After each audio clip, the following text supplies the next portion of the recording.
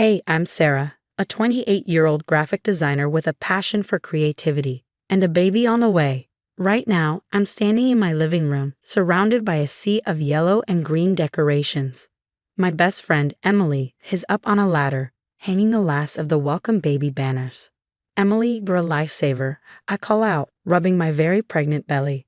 I don't know how I have pulled off this gender-neutral baby shower without you. She grins down at me. That's what best friends are for, Mama. Plus, you know I love driving your mother-in-law crazy with all this yellow and green. I laugh, rolling my eyes. Oh God, don't remind me. Linda's been texting me nonstop about the baby's gender. If I get one more old wives' tale from her about how to tell if it's a boy or girl, I'm going to lose it. Right on cue, my phone buzzes. I glance at it and groan. Speak of the devil. Is it her again?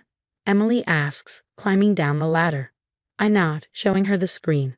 Now she wants to know if I'm craving salty or sweet. Apparently, that's a foolproof way to tell. Emily rolls her eyes. That woman needs a new hobby. Tell me about it, I sigh, tossing my phone aside. Mark's trying to run interference, but you know how she is. As if on cue, my husband, Mark, walks in, looking a little frazzled. Hey babe, the nursery's all set up. My dad's bringing the last piece of furniture later. Thanks, hun. How's your mom doing with all this? I ask. He runs a hand through his hair, looking exhausted. Persistent as ever, but don't worry. I've told her 100 times we're keeping it a surprise. Good luck with that, Emily snorts, just as the doorbell rings. It's my parents, Robert and Carol, their arms loaded with gifts and snacks. Sweetie, the place looks fantastic. Robert beams, setting down the boxes. Your mother's right, you've done an amazing job. As we chat, Mark's phone rings. He glances at the screen and sighs. It's Mom again. I better take this. He steps outside, and through the door, I can hear him trying to calm Linda down. Emily sidles up to me smirking. $10 says she's trying to get him to spill the beans about the baby's gender. I shake my head. No bet. That's a sucker's game.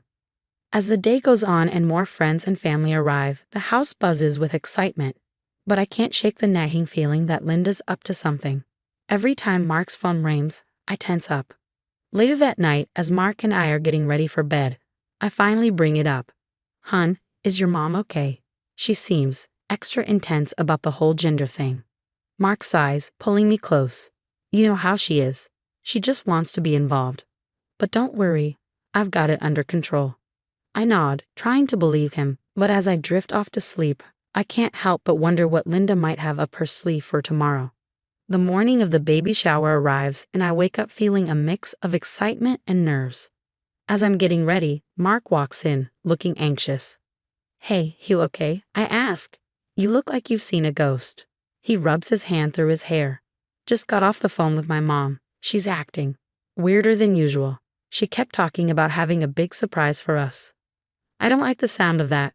I try to brush it off, but the unease lingers as the guests begin arriving.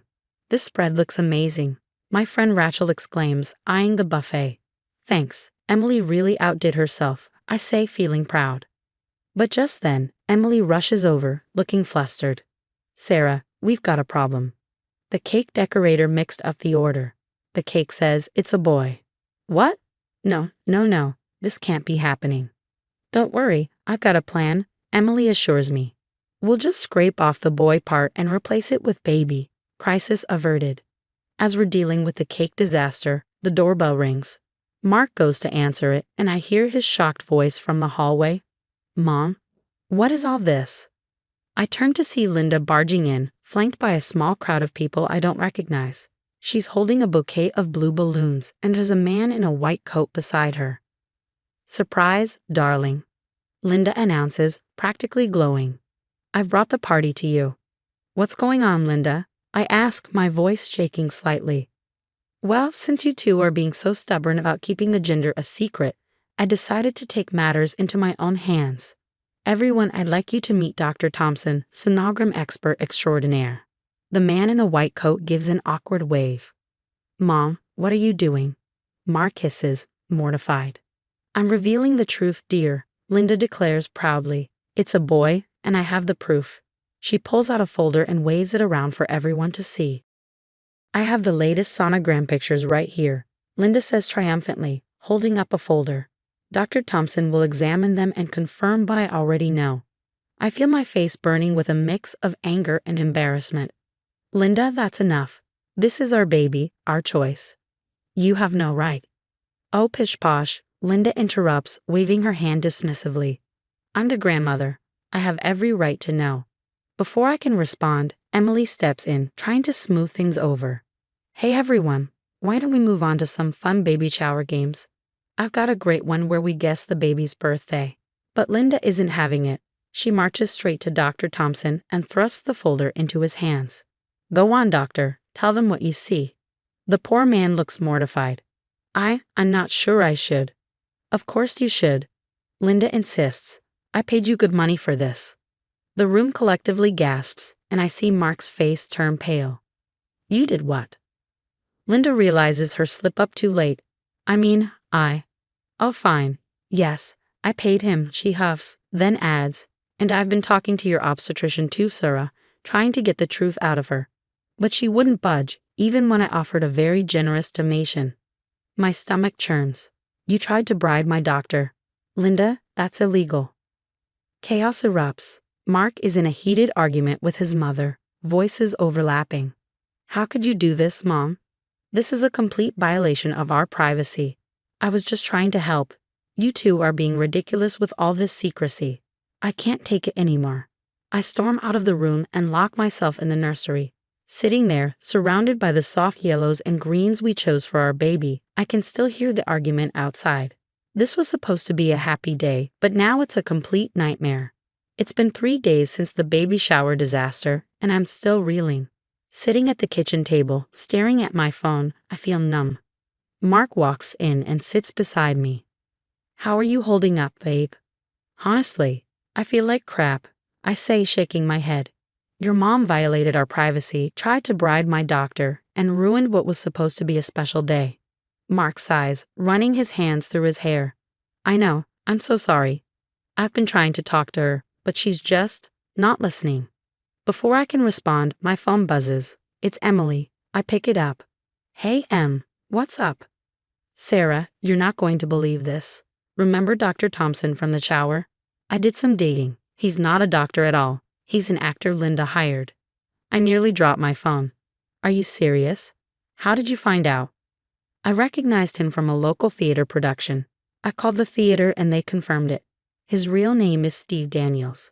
I relay the information to Mark, and I can see his face turn red with anger. That's it, he says, standing up. I'm calling my mom right now. He puts the phone on speaker, and when Linda answers, she sounds cheery. Hello, dear. Have you finally come to your senses about the gender reveal? Mark's voice is ice cold. Cut the crap, Mom. We know about the fake doctor. How could you do this? There's a pause before Linda responds, her voice defiant. I did what I had to do.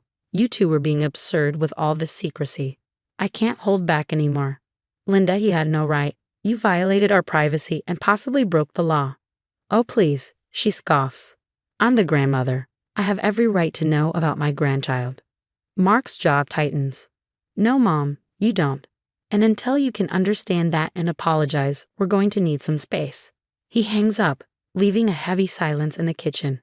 I feel emotionally drained. I need to file a complaint with the hospital, I say. If she tried to bribe my doctor, who knows what information she might have gotten. Mark nods. I'll go with you. We need to get to the bottom of this. The next day, we sit in the office of the hospital administrator. The woman across from us looks grave. Mr. and Mrs. Johnson, I want to assure you that we take patient privacy very seriously. We will conduct a full investigation into this matter. As we leave, Mark's phone rings. It's his dad, George. Son, we need to talk. Can you and Sarah come over? When we arrive at Mark's childhood home, George looks tired and upset. I'm so sorry, both of you, he says, leading us to his study. There's something I need to show you. He pulls out a box filled with papers. Your mother? This isn't the first time she's done something like this. I've been keeping track over the years. She's always had trouble respecting boundaries, especially when it comes to family. Mark looks stunned. Dad, why didn't you ever say anything? George sighs heavily. I thought I could manage her behavior, but after what happened at the shower, I realize I've been enabling her. It's time for this to stop. He hands us the box. Inside are letters, emails, and even legal documents detailing Linda's past manipulations. There was an incident with your cousin Jenny's wedding, George explains. Linda tried to change the venue without telling anyone because she didn't like the original choice. And when your brother Tom was applying to colleges, Linda submitted applications in Tom's name to schools he didn't even want to attend. I feel a mix of vindication and sadness wash over me. George, thank you for showing us this. It helps to know we're not alone in dealing with her behavior. Mark puts his arm around me, his voice steady with resolve. We're going to get through this, Sarah, together. And we're going to make sure our baby is protected from this kind of manipulation. After reviewing the evidence George provided, Mark and I sit in our living room, discussing our next move. I can't believe it's come to this, but I know what needs to be done. I think we need to take legal action. Mark nods, determination etched on his face. You're right, we need to protect our family. I'll call a lawyer first thing tomorrow. The following day, we're sitting in Attorney Johnson's office. After listening to our story, she leans forward, her tone serious. Based on what you've told me, we have grounds for a restraining order, and possibly charges for invasion of privacy and harassment. What about the hospital? I ask. Shouldn't they be held accountable too? We'll start with the restraining order against Linda, Johnson advises. We'll address the hospital situation separately. A week later, we receive a call from the hospital administrator. Mrs. Johnson, we've completed our investigation. I'm deeply sorry to inform you that one of our nurses, under pressure from your mother-in-law, did leak some of your confidential information. I feel my anger rising. What's being done about this? I ask, struggling to stay calm. The nurse has been terminated, and we're implementing stricter privacy protocols. We'd also like to issue a formal apology and discuss compensation for this breach. After hanging up, I turn to Mark. Well, at least they're taking it seriously. Small consolation, he mutters. But it's something. Weeks pass, and finally, we find ourselves in court. Linda sits at the defendant's table, her expression defiant. The judge enters, and the proceedings begin. Our lawyer presents the evidence. Linda's hiring of a fake sonogram expert, her attempted bribery, the leaked medical information, and George's documentation of her past manipulative behaviors. Linda's lawyer tries to paint her actions as those of a concerned grandmother who went too far, but the judge isn't swayed. Mrs. Linda Johnson, this court finds you guilty of harassment and invasion of privacy, the judge declares. You are hereby fined $10,000 and ordered to attend mandatory therapy sessions to address your controlling behavior. I squeeze Mark's hand as the judge continues. Furthermore, a restraining order is granted. You are to have no contact with Sarah and Mark Johnson unless they initiate it. As we leave the courthouse, Mark turns to me, his eyes filled with remorse. Sarah, I'm so sorry. I should have stood up to her years ago. From now on, our family comes first. Always. I take his hand, feeling the strength of our bond. We're in this together, Mark. We'll get through it. Months pass, and the big day finally arrives. I'm in the delivery room, Mark by my side, when our beautiful baby boy enters the world. As I hold him for the first time, all the struggles and heartache fade away. He's perfect, Sarah, Mark whispers, awe in his voice. Absolutely perfect. George beams as he cradles his grandson. He's got your eyes, Sarah, he says proudly. And Mark's nose. Emily adds with a laugh, he's a perfect blend of you both. As our friends and family celebrate with us, I look at Mark and our son, feeling a deep sense of peace and strength. We've been through so much, but we've come out stronger, ready to protect our little family from any toxic influences. Now, I have a question for you. If you were in my shoes, would you ever consider forgiving Linda and allowing her back into your child's life? Or do you think some actions are truly unforgivable when it comes to protecting your family?